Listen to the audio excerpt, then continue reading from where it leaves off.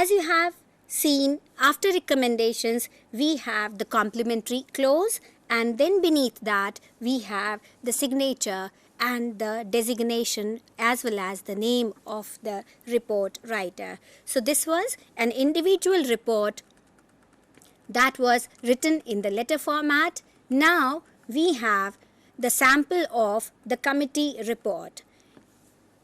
You can very well identify and mark the differences between the individual and the committee report, as the committee report has a style, whereas the individual report had a subject line.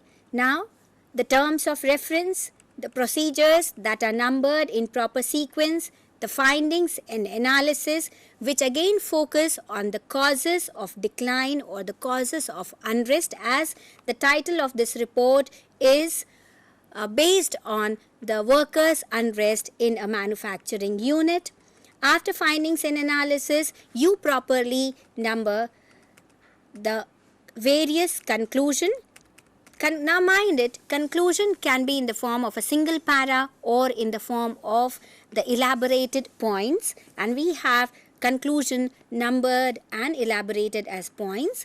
Then in the last section you find recommendations that is provided by the report writer, which was a committee of 2 members, as you can see, Mr. B.C. Dalal and Mr. Subodh Desai. So this is the sample of committee report. If you go through these samples, you may definitely be able to distinguish the 2 reports.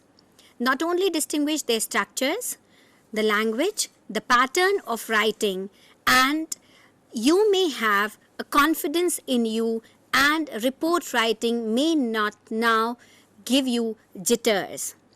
Please frame your own questions, objective questions, discuss these questions among yourselves, and practice report writing. Report writing is an official document. It is a legal document.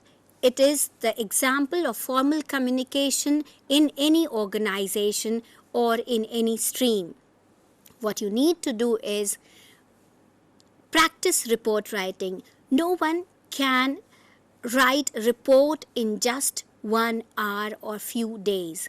One need to develop that habit of writing sentences in the personal as well as the impersonal structures. One need to develop the habit of editing, reading, rereading the draft so that you have rough draft, first draft and the final draft. And most importantly, pay attention to the language as well as the voice that may be used in your report writing.